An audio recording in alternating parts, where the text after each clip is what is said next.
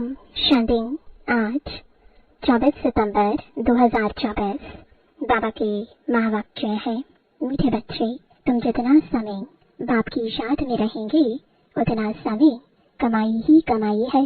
याद से ही तुम बाप के समीप आते जाएंगे। प्रश्न है, जो बच्चे याद में नहीं रह सकते हैं उन्हें किस बात में लज्जा आती है? उत्तर है, अपना चार्ट रखने में उन्हें लज्जा आती है। समझते हैं सच लिखेंगे तो बाबा क्या कहेंगे, लेकिन बच्चों का कल्याण इसमें ही है कि सच्चा सच्चा चार्ट लिखते रहें। चार्ट लिखने में बहुत फायदा है। बाबा कहते, बच्चे इसमें लज्जा मत करो। ओम शांति। रूहानी बाप बैठ बच्चों को समझाते हैं। अब तुम बच्चे 15 मिनट पहले आकर यहाँ बाप की याद में बैठते हो। अब यहाँ और तो कोई काम है नहीं, बाप की याद में ही आकर बैठते हो। भक्ति मार्ग में तो बाप का परिचय है नहीं, यहाँ बाप का परिचय मिला है और बाप कहते हैं माँ में कम याद करो। मैं तो सब बच्चों का बाप हूँ। बाप को याद करने से वर्षा तो ऑटोमेटिकली याद आना चाहिए। छोटे बच्चे तो नहीं होना। भले लिखते हैं हम 5 मास व 2 मास के हैं, परंतु तुम्हारी कर्मेंद्रियां तो बड़ी हैं। तो रूहानी बाप समझाते हैं, यहाँ बाप और वर्षे की याद में बैठना है। जानते हो हम नर से नारायण बनने के पुरुषार्थ में तत्पर है व स्वर्ग में जाने के लिए पुरुषार्थ कर रहे हैं। तो यह बच्चों को नोट करना चाहिए। हमने यहाँ बैठे बैठे कितना समय याद किया। लिखने से बाप समझ जाएंगे। ऐसे नहीं कि बाप को मालूम पड़ता है हर एक कितना समय याद में रहते हैं। वह तो हर एक अपने चार्ट से समझ सकते हैं बाप की याद थी, यह बुद्धि कहाँ और तरफ चली गई। यह भी बुद्धि में है। अभी बाबा आएंगे तो यह भी याद ठहरी ना। कितना समय याद किया वह चार्ट में सच लिखेंगे। झूठ लिखने से तो और ही 100 गुना पाप चढ़ेगा और ही नुकसान हो जाएगा। इसलिए सच लिखना है। जितना याद करेंगे उतना विकर्म विनाश होंगे। और यह भी जानते हो हम नजदीक आते जाते हैं। आखिरी जब याद पूरी हो जाएगी तो हम फिर बाबा के पास चले जाएंगे। फिर कोई तो झट नई दुनिया में आकर पाठ बजाएंगे, कोई वहाँ ही बैठे रहेंगे। वहाँ कोई संकल्प तो आएगा नहीं। वह है ही मुक्ति धाम, दुख सुख से न्यारे। सुख धाम में जाने के लिए अब तुम पुरुषार्थ करते हो। जितना तुम याद करेंगे उतना विकर्म विनाश होंगे। याद का चार्ट रखने से ज्ञान की धारणा भी अच्छी होगी। चार्ट रखने में तो फायदा ही है। बाबा जानते हैं याद में न रहने कारण लिखने में लज्जा आती है। बाबा क्या कहेंगे मुरली में सुना देंगे। बाप कहते हैं इसमें लज्जा की क्या बात है। दिल अंदर हर एक समझ सकते हैं हम याद करते हैं व नहीं। कल्याणकारी बाप तो समझते हैं, नोट करेंगे तो कल्याण होगा। जब तक बाबा आए उतना समय जो बैठे उसमें याद का चार्ट कितना रहा, फर्क देखना चाहिए। प्यारी चीज को तो बहुत याद किया जाता है। कुमार कुमारी की सगाई होती है तो दिल में 1-2 की याद ठहर जाती है, फिर शादी होने से पक्की हो जाती है। बिगिर देखे समझ जाते हैं हमारी सगाई हुई है। अभी तुम बच्चे जानते हो कि शिव बाबा हमारा बेहद का बाप है। भल देखा नहीं है परंतु बुद्धि से समझ सकते हो वह बाप अगर नाम रूप से न्यारा है तो फिर पूजा किसकी करते हो, याद क्यों करते हो? नाम रूप से न्यारी बेअंत तो कोई चीज होती नहीं। जरूर चीज को देखा जाता है तब वर्णन होता है। आकाश को भी देखते हैं ना, बेअंत कह नहीं सकते। भक्ति मार्ग में भगवान को याद करते हैं हे भगवान, तो बेअंत थोड़े ही कहेंगे। हे भगवान कहने से तो झट उनकी याद आती है। तो जरूर कोई चीज है। आत्मा को भी जाना जाता है, देखा नहीं जाता। सब आत्माओं का एक ही बाप होता है उनको भी जाना जाता है। तुम बच्चे जानते हो, बाप आकर पढ़ाते भी हैं। आगे यह मालूम नहीं था कि पढ़ाते भी हैं। श्री कृष्ण का नाम डाल दिया है। श्री कृष्ण तो इन आँखों से देखने में आता है। उनके लिए तो बेअंत नाम रूप से न्यारा कह ना सके। श्री कृष्ण तो कभी कहेंगे नहीं, मामे कम याद करो, वह तो सम्मुख है। उनको बाबा भी नहीं कहेंगे। माताएं तो श्री कृष्ण को बच्चा समझ गोद में बिठाती हैं। जन्माष्टमी पर छोटे श्री कृष्ण को झुलाएंगे। क्या सदैव छोटा ही है? फिर रास विलास भी करते हैं तो जरूर थोड़ा बड़ा हुआ, फिर उनसे बड़ा हुआ, वह क्या हुआ, कहाँ गया, किसको भी पता नहीं। सदैव छोटा शरीर तो नहीं होगा ना। कुछ भी ख्याल नहीं करते हैं। यह पूजा आदि की रस्म चली आती है। ज्ञान तो कोई में है नहीं। दिखाते हैं श्री कृष्ण ने कंसपुरी में जन्म लिया।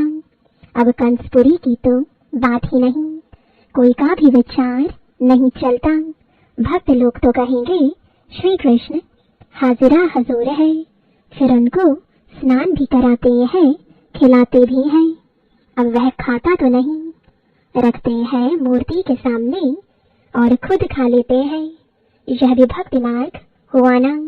श्रीनाथ जी पर इतना भोग लगाते हैं, वह तो खाता नहीं, खुद खा जाते हैं। देवियों की पूजा में भी ऐसे करते हैं, खुद ही देवियां बनाते हैं, उनकी पूजा आदि कर फिर डुबो देते हैं।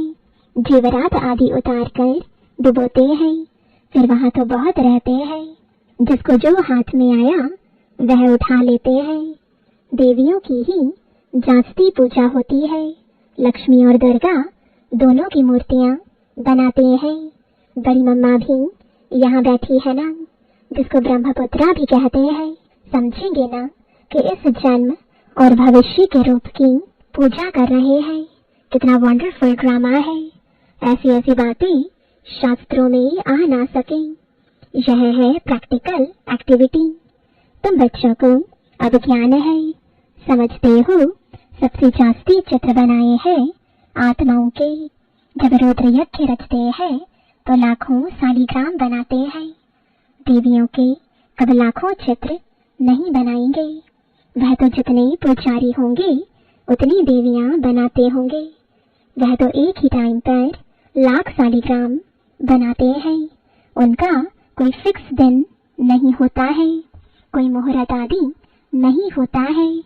जैसे देवियों की पूजा फिक्स टाइम पर होती है। सेठ लोगों को तो जब ख्याल में आएगा कि रुद्र या शालिग्राम रचे तो ब्राह्मण बुलाएंगे। रुद्र कहा जाता है एक बाप को, फिर उनके साथ ढेर शालिग्राम बनाते हैं। वो सेठ लोग कहते हैं इतने शालिग्राम बनाओ। उनकी तिथि तारीख कोई मुकर्रर नहीं होती। ऐसे भी नहीं कि शिव जयंती पर ही रुद्र पूजा करते हैं। नहीं, अक्सर करके शुभ दिन बृहस्पति को ही रखते हैं। दीपमाला पर लक्ष्मी का चित्र थाली में रखकर उनकी पूजा करते हैं, फिर रख देते हैं। वह है महालक्ष्मी। युगल है ना। मनुष्य इन बातों को जानते नहीं। लक्ष्मी को पैसे कहाँ से मिलेंगे? युगल तो चाहिए ना। तो यह यानी लक्ष्मी नारायण युगल है नाम, फिर महालक्ष्मी रख देते हैं। देवियां कब हुई, महालक्ष्मी कब होकर गई, यह सब बातें मनुष्य नहीं जानते हैं। तुमको अब बाप बैठ समझाते हैं। तुम्हारे में भी सबको एक रस धारणा नहीं होती है। बाबा इतना सब समझाकर फिर भी कहते शिव बाबा याद है, वर्षा याद है, मूल बात है यह। भक्ति मार्ग में कितना पैसा वेस्ट करते हैं। यहाँ तुम्हारी पाई भी वेस्ट नहीं होती है। तुम सर्विस करते हो सॉल्वेंट बनने के लिए। भक्ति मार्ग में तुम बहुत पैसे खर्च करते हैं, इंसॉल्वेंट बन पड़ते हैं, सब मिट्टी में मिल जाता है। कितना फर्क है। इस समय जो कुछ करते हैं वह ईश्वरीय सर्विस में शिव बाबा को देते हैं। शिव बाबा तो खाते नहीं हैं, खाते तुम हो। तुम ब्राह्मण बीच में ट्रस्टी हो, ब्रह्मा को नहीं देते हो, तुम शिव बाबा को देते हो। कहते हैं बाबा आपके लिए धोती कमीज लाई है। बाबा कहते हैं इनको देने से तुम्हारा कुछ भी जमा नहीं होगा, जमा वह होता है जो तुम शिव बाबा को याद कर इनको देते हो। फिर यह तो समझते हो ब्राह्मण शिव बाबा के खजाने से ही पलते हैं, बाबा से पूछने की दरकार नहीं है कि क्या भेजूं, यह तो लेंगे नहीं, तुम्हारा जमा ही नहीं होगा। अगर ब्रह्मा को याद किया तो ब्रह्मा को तो लेना है शिव बाबा के खजाने से, तो शिव बाबा ही याद पड़ेगा। तुम्हारी चीज क्यों लेवे, बीके को देना भी रॉन्ग है। बाबा ने समझाया है तुम कोई से भी चीज लेकर पहनेंगे तो उनकी याद आती रहेगी। कोई हल्की चीज है तो उनकी बात नहीं, अच्छी चीज तो और ही याद दिलाएगी, फलाने ने यह दिया है। उनका कुछ जमा तो होता नहीं तो घाटा पड़ाना। शिव बाबा कहते हैं मामी कम याद करो, मुझे कपड़े आदि की दरकार नहीं, कपड़े आदि बच्चों को चाहिए, वह शिव बाबा के खजाने से पहनेंगे। मुझे तो अपना शरीर है नहीं, यह तो शिव बाबा के खजाने से लेने के हकदार है, राजाई के भी हकदार है। बाबा के घर में ही बच्चे खाते पीते हैं ना, तुम भी सर्विस करते कमाई करते रहते हो। जितनी सर्विस बहुत उतनी बहुत कमाई होगी, खाएंगे पिएंगे शिव बाबा के भंडारे से, उनको नहीं देंगे तो जमा ही नहीं होगा, शिव बाबा को ही देना होता है। बाबा आपसे भविष्य 21 जन्मों के लिए पद्मा पदम पति बनेंगे, पैसे तो खत्म हो जाएंगे, इसलिए समर्थ को हम दे देते हैं। बाप समर्थ है ना, 21 जन्मों के लिए वह देते हैं। इनडायरेक्ट भी ईश्वर अर्थ देते हैं ना, इनडायरेक्ट में इतना समर्थ नहीं है, अभी तो बहुत समर्थ है क्योंकि सम्मुख है। वर्ड ऑलमाइटी अथॉरिटी इस समय के लिए है। ईश्वर अर्थ कुछ दान पुण्य करते हैं तो अल्पकाल के लिए कुछ मिल जाता है। यहाँ तो बाप तुमको समझाते हैं मैं सम्मुख हूँ, मैं ही देने वाला हूँ। इसने भी शिव बाबा को सब कुछ देकर सारे विश्व की बादशाही ले लेना। यह भी जानते हो इस व्यक्त का ही अव्यक्त रूप में साक्षात्कार होता है। इनमें शिव बाबा आकर बच्चों से बात करते हैं। कभी भी यह ख्याल नहीं करना चाहिए हम मनुष्य से लेवे, बोलो शिव बाबा के भंडारे में भेज दो, इनको देने से तो कुछ नहीं मिलेगा और ही घाटा पड़ जाएगा। गरीब होंगे करके 3-4 रुपए की कोई चीज तुमको देंगे, इनसे तो शिव बाबा के भंडारे में डालने से पदम हो जाएगा। अपने को घाटा थोड़ी ही डालना है। पूजा अक्सर देवियों की ही होती है क्योंकि तुम देवियां ही खास निमित्त बनती हो ज्ञान देने के। भलगूप भी समझाते हैं परंतु अक्सर करके तो माताएं ही ब्राह्मणी बन रास्ता बताती है, इसलिए देवियों का नाम जास्ती है। देवियों की बहुत पूजा होती है, यह भी तुम बच्चे समझते हो। आधा कल्प हम पूज्य थे, पहले है फुल पूज्य फिर सेमी पूज्य, क्योंकि 2 कला कम हो जाती है। राम की डायनेस्टी कहेंगे त्रेता में, वह तो लाखों वर्ष की बात कह देते हैं तो उनका कोई हिसाब ही नहीं हो सकता। भक्ति मार्ग वालों की बुद्धि में और तुम्हारी बुद्धि में कितना रात दिन का फर्क है। तुम हो ईश्वरीय बुद्धि, वह है रावण बुद्धि। तुम्हारी बुद्धि में है यह सारा चक्र ही 5000 वर्ष का है जो फिरता रहता है। जो रात में है वह कहते हैं लाखों वर्ष, जो दिन में है वह कहते 5000 वर्ष। आधा कल्प भक्ति मार्ग में तुमने असत्य बातें सुनी हैं, सतयुग में ऐसी बातें होती ही नहीं, वहाँ तो वर्षा मिलता है, अब तुमको डायरेक्ट मत मिलती है। श्रीमद् भगवत गीता है ना, और कोई शास्त्र पर श्रीमद् नाम है नहीं। हर 5000 वर्ष बाद यह पुरुषोत्तम संगम युग, गीता का युग आता है। लाखों वर्ष की तो बात हो नहीं सकती है। कभी भी कोई आए तो ले जाओ संगम पर।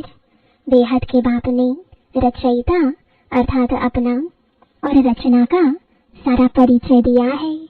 फिर भी कहते हैं अच्छा बाप को याद करो, और कुछ धारणा नहीं कर सकते हो तो अपने को आत्मा समझ बाप को याद करो।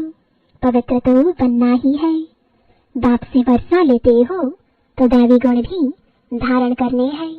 अच्छा मीठे मीठे सिखिलदे बच्चों प्रति माता पिता बाप दादा का इशाद प्यार और गुड मॉर्निंग। रूहानी बाप की रूहानी बच्चों को नमस्ते। रूहानी बच्चों की रूहानी बाप दादा को गुड मॉर्निंग और नमस्ते। धारणा के लिए मुख्य सार है, पहला 21 जन्मों के लिए पद्मों की कमाई जमा करने के लिए डायरेक्ट ईश्वरीय सेवा में सब कुछ सफल करना है।